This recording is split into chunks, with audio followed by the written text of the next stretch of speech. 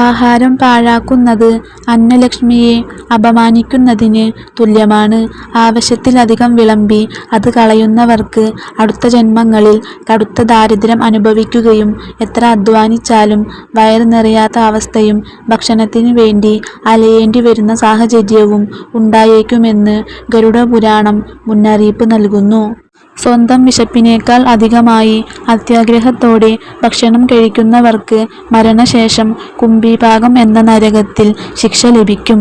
ഇവർ അടുത്ത ജന്മങ്ങളിൽ ദഹനസംബന്ധമായ രോഗങ്ങളാൽ വലയുന്ന മൃഗങ്ങളായോ പക്ഷികളായോ ജനിക്കുമെന്നും സൂചനയുണ്ട്.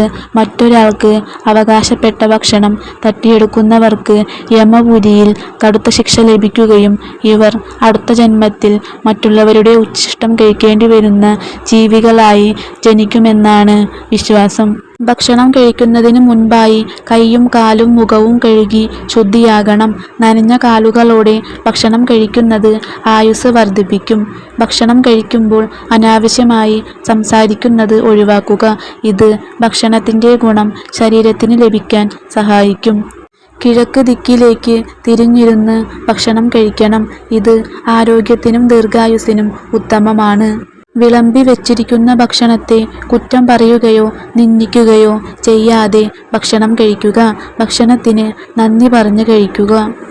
സങ്കടത്തോടും ദേഷ്യത്തോടും കൂടിയിരുന്ന് ആഹാരം കഴിക്കാതെ സന്തോഷത്തോടെ ഇരുന്ന് ആഹാരം കഴിക്കുക. ശാന്തമായ മനസ്സോടെ ഇരുന്ന് ആഹാരം കഴിച്ചാലേ ശരീരത്തിൽ ശരിയായ രീതിയിൽ ദഹിക്കൂ എന്നാണ് ഗരുഡപുരാണത്തിൽ പറയുന്നത്. മറ്റൊരാളുടെ ബാക്കി ഭക്ഷണമോ ഈച്ചയോ മറ്റു പ്രാണികളോ വന്നിരുന്ന ഭക്ഷണമോ കഴിക്കരുത്. പൊട്ടിയതോ കീറിയതോ ആയ പാത്രങ്ങളിൽ ഭക്ഷണം കഴിക്കുന്നത് ദാരിദ്ര്യത്തിന് കാരണമാകും. കട്ടിലിലോ കിടക്കയിലോ ഇരുന്ന് ഭക്ഷണം കഴിക്കുന്നത് രോഗങ്ങൾക്കും ദാരിദ്ര്യത്തിനും കാരണമാകുമെന്ന് ഗരുഡപുരാണം മുന്നറിയിപ്പ് നൽകുന്നു. ഭക്ഷണം വിളമ്പിയ പാത്രം കയ്യിൽ പിടിച്ചോ മടിയിൽ വെച്ചോ കഴിക്കുന്നത് നിഷിദ്ധമാണ്. പാത്രം നിലത്തോ മേശയിലോ ഉറപ്പിച്ചു വെച്ച് ഭക്ഷണം കഴിക്കണം. ഇരുട്ടത്തിരുന്ന് ഭക്ഷണം കഴിക്കരുത്. ശുദ്ധമായ പച്ചക്കറികൾ, പഴങ്ങൾ, പാൽ എന്നിവ മനസ്സിന് ശാന്തിയും ആയുസ്സും നൽകുന്നു. അമിതമായ പുളി, എരിവ്, ഉപ്പ് എന്നിവ ശരീരത്തിൽ അസ്വസ്ഥതയും ദേഷ്യവും വർദ്ധിപ്പിക്കുന്നു. വീട്ടിലെത്തുന്ന അതിഥികൾക്കോ പക്ഷികൾക്കോ മൃഗങ്ങൾക്കോ ഒരു ചെറിയ ഭാഗം നൽകിയ ശേഷം മാത്രം നാം ആഹാരം കഴിക്കുന്നത് പുണ്യമായി കണക്കാക്കപ്പെടുന്നു. എന്നാൽ മറ്റുള്ളവർ വിശപ്പോടെ നോക്കി നിൽക്കുമ്പോൾ അവർക്ക് നൽകാതെ നാം ഒറ്റയ്ക്ക് ഭക്ഷണം കഴിക്കുന്നത് കൊടും പാപമാണ്. ഭക്ഷണം കഴിച്ച ഉടനെ ഉറങ്ങാൻ പോകരുത്. ഇത് ശരീരത്തിൽ വിഷാംശം വർദ്ധിപ്പിക്കും.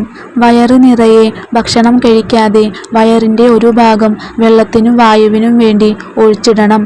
ഭക്ഷണം കഴിക്കുന്നതിന് മുൻപ് അല്പം വെള്ളം കുടിക്കുകയും ഭക്ഷണത്തിൻ്റെ ചെറിയ ഭാഗം പ്രാണൻ, അപാനൻ, വ്യാനൻ, ഉദാനൻ, സമാനൻ എന്നീ പഞ്ചപ്രാണന്മാർക്കായി സമർപ്പിക്കുകയും ചെയ്യുക. ശരീരത്തിലെ ദഹന പ്രക്രിയയെ ശുദ്ധീകരിക്കാൻ ഇത് സഹായിക്കും.